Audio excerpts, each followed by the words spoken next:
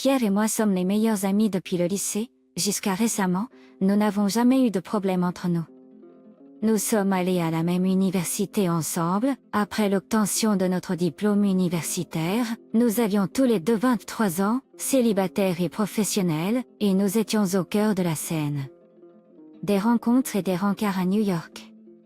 Nous gagnons toutes les deux notre vie, mais le loyer ici est si cher, et après l'entretien, le shopping et les remboursements de prêts étudiants, il est difficile de trouver de l'argent de poche. Donc, nous avions des gars qui nous emmenaient en rendez-vous dans des restaurants chers et des endroits où nous ne pouvions pas nous permettre d'aller, alors c'est gagnant-gagnant. Pierre était beaucoup meilleure, elle est vraiment jolie, elle était plus jolie que moi, et j'ai remarqué comment les gars la choisissaient plutôt que moi. J'ai même rencontré mon futur fiancé Brandon parce qu'il avait le béguin pour elle en premier. Avant que je ne fasse mon apparition, Brandon avait des vues sur Pierre. Il avait été si insistant dans sa poursuite d'elle, mais Pierre n'était pas intéressé par lui. Pierre m'a dit, il n'est pas mon type. Tu sais, j'aime les gars riches. Je n'avais pas rencontré Brandon à l'époque, alors je n'ai pas beaucoup réfléchi à son désintérêt pour lui. Un vendredi soir pendant l'été, Pierre m'a appelé et a demandé, « Qu'est-ce que tu fais ce soir ?» J'ai répondu, « Attends, je sais, nous allons au Paradise Club. Tu sors avec moi, alors prépare-toi. » Donc, nous avons prévu de sortir et de nous amuser. Je voulais savoir comment nous allions gérer les factures de notre sortie, mais Pierre a dit, « Ne t'inquiète pas pour l'argent. » J'ai invité Brandon. Il va s'occuper de tous les frais ce soir. Notre travail est de manger, de boire et de profiter de la nuit. Je savais à propos de son désintérêt pour Brandon, alors je ne me sentais pas bien à l'idée de profiter de lui, mais nous étions toutes les deux fauchées. Que peut faire une fille sans le sou pour passer une bonne soirée? J'ai suivi son plan. C'était le jour où je l'ai rencontré pour la première fois. Il est arrivé pensant avoir une chance avec elle, mais alors que nous étions dans un pub en nous amusant, Pierre a ouvertement flirté avec un gars aléatoire qui était aussi au pub.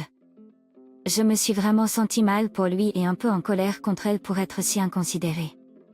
Quant à Brandon, sa colère était trop grande pour être cachée. À un moment donné, il voulait que nous quittions le pub sans Pierre. Je devais le calmer parce que je n'étais pas prête à aller n'importe où avec lui sans Pierre. Quand nous avons eu terminé et que nous sommes rentrés chez nous, Brandon a décidé d'avoir le dernier mot. Il a râlé sur son mécontentement en appelant Pierre ne jamais le refaire à nouveau. Cela aurait dû être une bonne nuit pour nous, mais nous avons terminé la nuit du maigre. La maison de Pierre était la plus proche, alors il l'a déposé en premier. Puis il m'a proposé de le ramener chez moi. Nous avons eu une petite conversation en chemin, et il m'a demandé, on peut être amis? J'ai dit, pourquoi pas? Nous avons échangé des contacts. Plus tard dans la nuit, nous avons parlé au téléphone. Cela m'a fait plaisir de lui parler. Il avait l'air d'être un bon gars. Les choses se sont améliorées après cela. Il y a quelques jours après nous être rencontrés, je suis allée chez lui. Nous avons parlé et regardé des films. Il était un gentleman complet. Il n'a pas essayé quoi que ce soit de déplacé, et cela m'a fait me réchauffer à lui. La prochaine fois que nous nous sommes rencontrés, il a dit, « J'aime toi, Steph. Serez-vous ma petite amie ?» J'ai répondu, « Je suis désolée, mais je ne peux pas. Soyons juste amis. » Je ne croyais pas qu'il voulait être avec moi pour les bonnes raisons. Je sentais qu'il voulait m'utiliser pour se venger de mon ami. Pour prouver qu'il était sérieux à mon sujet, il a continué à venir et a refusé d'accepter mon nom comme réponse. Il m'appelait et disait toutes les bonnes choses pour faire tourner ma tête et faire battre mon cœur à un rythme inhabituel. Durant l'une de ces douces paroles, il m'a demandé, « Est-ce que tu continues à me dire non parce que je ne suis pas ton type ?» Je lui ai dit, « Mon type est un homme qui m'aime et qui est prêt à prendre soin de moi. » Il a dit, « Je suis ce genre d'homme, alors pourquoi ne pas me donner une chance ?» J'avais commencé à l'aimer, mais je ne pouvais pas l'accepter sans en parler à Nancy à ce sujet. Un jour, je lui ai dit que j'avais parlé à Brandon. Oh, c'est un gars sympa. Sors avec lui si tu es intéressé par lui. Elle m'a assuré qu'elle ne l'aimait pas romantiquement, et que j'étais libre d'être avec lui. Cela m'a fait me sentir en sécurité assez pour accepter finalement sa proposition. Je lui ai dit, Oui, je serai ta petite amie, mais tu devrais savoir sur les règles que j'ai. Il a demandé, qu'est-ce que c'est? Je lui ai répondu, il n'y aura pas de sexe dans cette relation jusqu'à ce que nous soyons mariés. Il a dit, c'est bon avec moi. Nous étions sur la même longueur d'onde. Qu'est-ce qui pourrait mal tourner? Pierre voulait profiter de notre relation pour demander des faveurs pour elle-même, mais je ne l'ai pas autorisé. Je protégeais ce que nous avions de la manière dont un soldat protégerait son pays. En le faisant, je me suis laissé ouvert aux émotions qui nous entouraient. Quelques mois après avoir dit oui, à lui, nous avons rompu la règle. Nous avons fait l'action. Ouais, les choses étaient très intenses entre nous, donc ça ne m'a pas surpris que ça arrive. Je l'ai vu venir mais n'ai pas fait assez pour l'empêcher de se produire. Au contraire, j'ai plongé dedans. Après qu'il se soit produit, nous avons eu une conversation à ce sujet. Je lui ai dit mes peurs, mon ex voulait que nous soyons intimes, mais je n'étais pas prêt. Puis il a eu une liaison avec son ex, cela nous a ruinés. Maintenant que nous l'avons fait, je ne veux pas que notre relation soit centrée sur cela. Nous pouvons toujours avoir une relation significative avec cela dans le mélange. Il a hoché la tête en accord avec tout ce que j'ai dit. Encore une fois, nous étions sur la même longueur d'onde. Brandon et moi étions inséparables. J'ai commencé à me désintéresser de sortir, car je pensais avoir trouvé la perle rare. Un soir, Pierre m'a appelé et m'a demandé si nous étions toujours amis, et je lui ai dit oui. Elle voulait savoir pourquoi je ne sortais plus et si c'était à cause du perdant ou Brandon. Je lui ai dit que Brandon n'était pas un perdant, et c'est mon petit ami et je l'aime. Elle a dit que je pouvais faire mieux. Elle m'a fait des reproches pour que j'aille à un festival de films avec elle. Elle a dit qu'elle avait un billet privé, et qu'il y aurait beaucoup de célébrités. Je ne pouvais pas refuser une telle opportunité. Quand nous sommes allés au festival de films, il y avait tous les qui dans le sport, surtout le baseball et quelques acteurs de cinéma. Après la fête du soir, nous avons été invités à la fête d'après-fête. Un joueur de ligue mineure de baseball a pris un malin plaisir à Pierre. Il était juste le gars de ses rêves, il était une star montante du baseball et Pierre était tout à lui. Il était grand et riche, donc il était parfait. J'ai aussi donné mon numéro à un acteur. Il m'a appelé ce soir-là pour venir à son hôtel, mais je l'ai refusé, quelque chose que je ne ferais pas normalement si je n'étais pas avec Brandon. Lorsque je l'ai dit à Pierre, elle a pensé que j'étais stupide. Des semaines plus tard, Pierre a commencé à sortir secrètement avec le joueur de baseball, car il avait une femme. Pierre n'était pas inquiet à ce sujet, car il lui avait dit qu'il n'était pas heureux avec sa femme. Et il va la quitter avant d'obtenir tout contrat majeur. Il payait la plupart des factures de Nancy et son loyer, donc c'était gagnant-gagnant pour elle. Après que Nancy ait commencé à sortir avec le joueur de baseball marié, elle a cessé de m'inviter. Elle a commencé à aller à des festivals de films, des courses de chevaux et des fêtes privées avec des gens riches. Bientôt, Nancy ne voyait plus seulement le joueur de baseball marié, elle couchait également avec un banquier de Wall Street quarantenaire. Quelques mois plus tard, Nancy a démissionné et ne voyageait plus qu'autour du monde et publiait des photos sur les réseaux sociaux. Je pensais qu'elle était vraiment chanceuse et j'ai ressenti de la jalousie à son égard. Je souhaitais être elle, mais tout ce que j'avais, c'était Brandon. Il me traitait bien et il était gentil avec moi, donc cela me réconfortait. Quelques mois plus tard, je suis tombée enceinte et nous avons dû nous marier. Nous n'avions pas d'argent pour un grand mariage, alors nous avons organisé un mariage privé avec des membres de la famille et des amis proches. Nancy sortait avec 2 hommes mariés riches à l'époque et ils s'occupaient d'elle, alors que moi, de mon côté, je prévoyais d'être mère et de m'installer avec un mari. J'avais 25 ans à l'époque, alors je pensais que c'était le meilleur moment pour fonder une famille et m'installer. Brandon commençait à gagner plus d'argent et nous avons décidé de déménager en Caroline du Nord. 3 ans plus tard, j'avais 28 ans et j'étais enceinte de mon 3e bébé. Je travaillais à peine parce que Brandon gagnait assez d'argent pour que je puisse travailler à domicile. Je n'avais pas vu Pierre depuis 2 ans et il est venu me rendre visite en Caroline du Nord.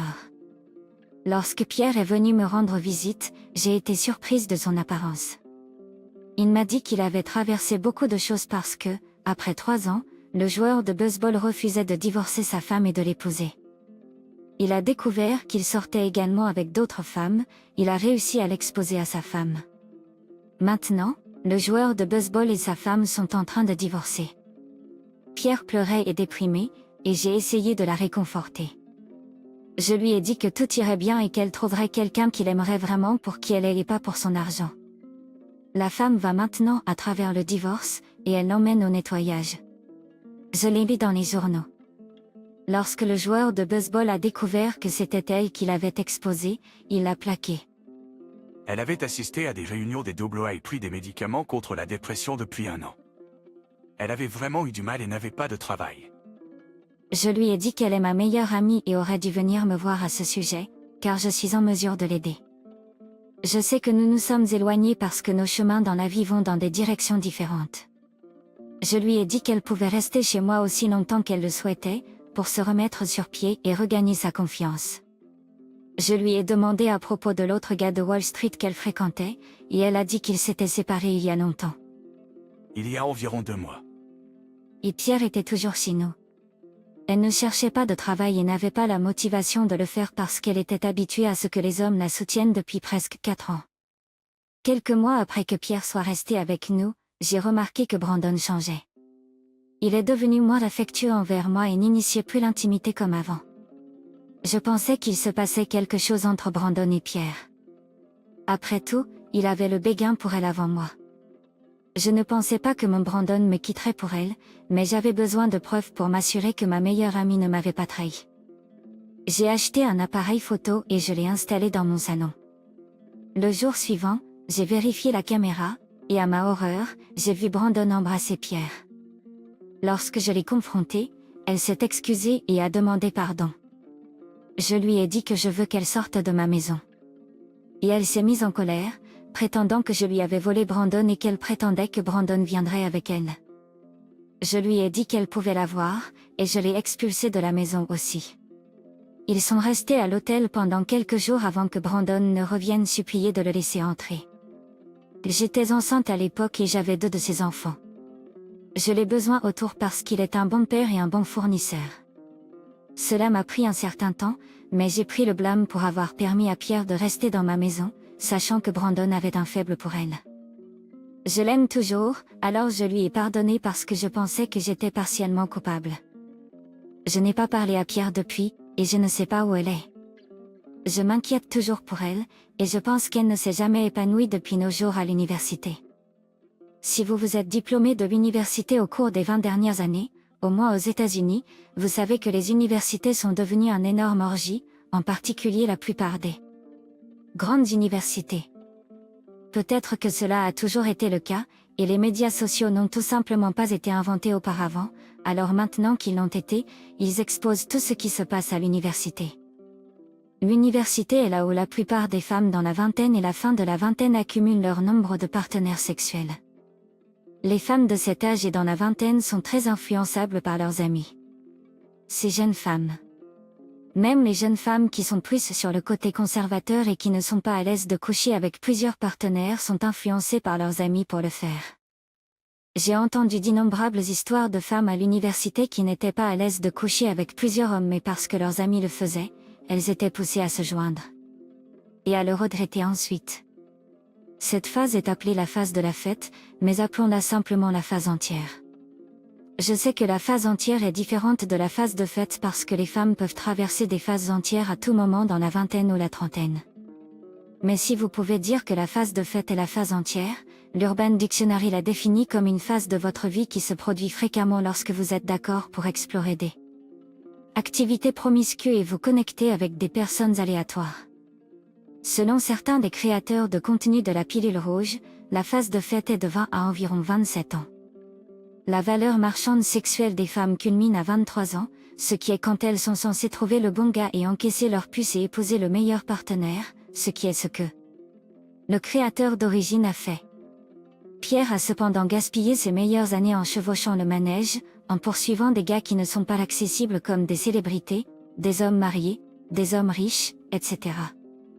La vie de Pierre est la meilleure décrite comme le cycle de vie d'un modèle Instagram moderne qui pense qu'elle sera belle pour toujours. À la fin, cela l'a rattrapée. Maintenant, Elle est alcoolique et dépendante, à la recherche d'un homme avec qui s'installer. Pour aggraver les choses, elle est allée jusqu'à essayer de voler le mari de sa petite amie. Pour ce type de femme qui approche de la phase de l'épiphanie, les hommes qui étaient prêts à s'engager envers elle dans leur vingtaine ne la bangeraient quand elle est dans la trentaine ou même la fin de la vingtaine, mais ils ne s'engageraient jamais envers elle, ce qui est exactement ce qui se passe avec Pierre.